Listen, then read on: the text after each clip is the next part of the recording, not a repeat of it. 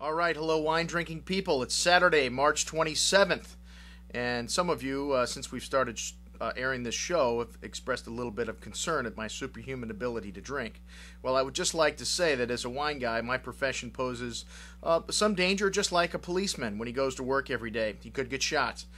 You don't want a wine guy that drinks one or two wines a day. Trust me, you want a wine man like me that drinks as many wines as he possibly can throughout the course of the day and continues to drink when he goes home at night. So thank you for your concern, but I'm just fine, folks. And I'll continue on as I have been the last 12 plus years here at the Wine Watch, searching out the greatest wines on the face of the planet to bring to you. Now on to what I drank yesterday. Yesterday was Friday, and Friday's always a light day in the store. We don't see a lot of suppliers on Friday. It's not because we want to. They just pretty much knock it off early, I think, for the end of the week. But we did have one supplier from Bulletproof Wines. I love the name of that supplier. And they brought in a vintner from the Monterey area, Greg Gauthier. And Greg worked at Bouchain Winery as the vice president and in charge of winemaking. And this is a winery that has several other small producers working there, just like the Napa Valley Wine Company. They have a dedicated area so they can actually become bonded wineries. People that do custom crush. Custom crush means that you just buy grapes and you crush it at a facility. You don't actually have the ability to work the wine with your own hands through the whole entire process.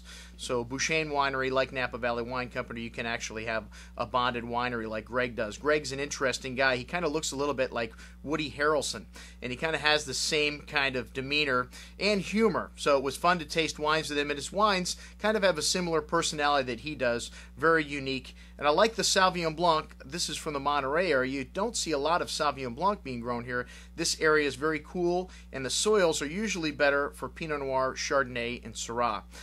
This is a little stretch of vineyard that has a gravelly soil, and Greg seems to really know what he's talking about when it comes to winemaking and viticulture, because this Sauvignon Blanc was very good.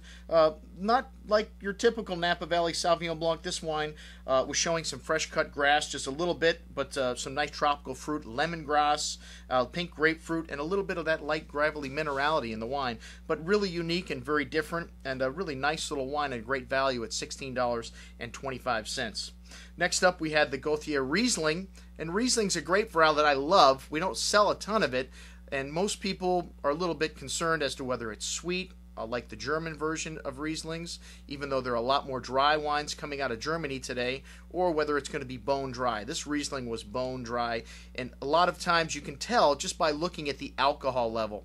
If the alcohol level is 10% or less, chances are there's going to be a little residual sugar in the wine. If it's 12% or higher, this wine was 14%, usually you can count on the wine being bone dry. And this wine was bone dry, had a little bit of that petrol smokiness that is typical in Riesling, and then had some nice peach fruit to it, a little bit of lime and lemon zest, a nice tang on the finish, very dry, and really nice and refreshing. And that wine was a good value too at $18 list. And then last but not least, we had a little Pinot Noir. This wine is from the Rockin' Ranch on Sonoma Coast.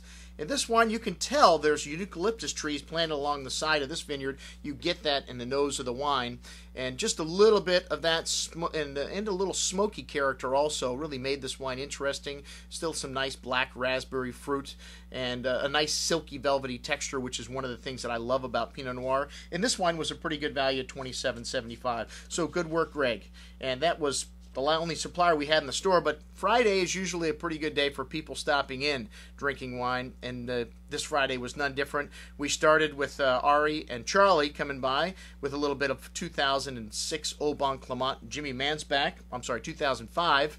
And this was a wine that Jim Clendenin made to commemorate his good friend Jimmy. And unlike a lot of Jim's wines, this wine was not Burgundian in style. Jimmy Mansbach was a big guy. This guy reflected Jimmy's big size, and lots of lovely black raspberry fruit, a lot of little cola and spice and clove, and that's textbook silky texture that you get out of Pinot Noir, and very good acidity to this wine, holding everything together. This wine's showing very nicely. Unfortunately, we just have a few bottles of this left. Next up, we had a little Pian del Vin Brunello di Montalcino, 2004. We were lucky we had this wine 2 days in a row this week. Thanks, Jeff, for bringing it by the day before. And This wine not showing quite as good as the bottle a day ago, showing more of the earthy characters, and Brunello di Montalcino by law has got to be held 5 years before its release. It's one of the longest wines held before release still today in the world of wine. And in a great vintage like 2004, the wine still needs a little bit of time, in my opinion. This wine needs another 10 years in the cellar, but is a real blockbuster. We just got this in the store on sale at $59. And then we had a little bit of Beringer Private Reserve 2000.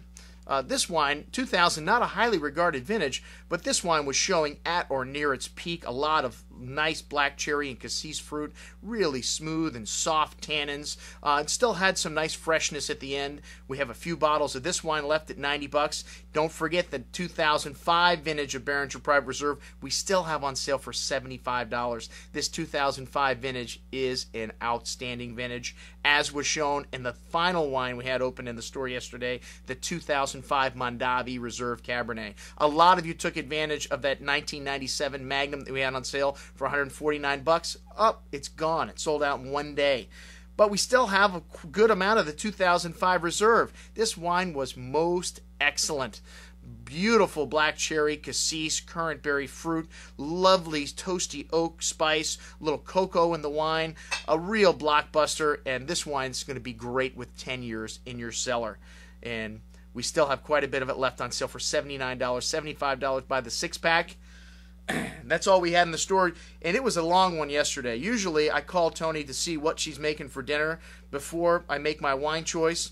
Yesterday, for some reason, I wanted to have Zinfandel. It's not really like me, but Bialy is one of my favorite Zinfandel producers, and the 2007 Black Chicken we got in a few weeks ago, and before this wine is gone, because usually it goes pretty quick, I wanted to bring a bottle home and try it. Wine was beautiful, lovely black raspberry fruit, black cherry liqueur, a little bit of spice to it, and still great freshness, one of the things that a lot of Zinfandels do not have. Unfortunately, this wine did not go good with the shrimp fry Diablo that Tony had planned to make this evening. A mistake I rarely make, not calling the wife before coming home. Thank God her friend Colette had brought by the 2008 Villa Antinori Bianco. This wine was perfect with the shrimp fried Diablo. It's a blend of Trebbiano, Malvasia, Pinot Bianco, and a little Pinot Grigio. This wine showed some lovely citrus fruit, a little melon in there, and some nice mineral and floral notes on the finish, and truly refreshing after that Diablo side of the dish. But a very nice wine. All right, and what have I got to sell you today? Well, today we've got a great little chillin' and grillin' wine, Zaca Mesa's Cuvée Z. Zaca Mesa is a winery from the Santa Barbara region, one of the pioneers. They started out producing Chardonnay and Pinot Noir and Cabernet. Like most people in the 70s, that's what was popular. And unfortunately, that wasn't what was right for their vineyard. They found out along the way that Rhone varietals were much better suited for the vineyard, and today this winery is one of the leaders in this area of California in Rhone varietals. This Cuvée Z is a blend of Syrah, Grenache, a little bit of Mourvedre and Cinsault, and is a delicious little wine. It's got lovely fresh plowed earth character to it, black spice, black plum, and cherry-like fruit.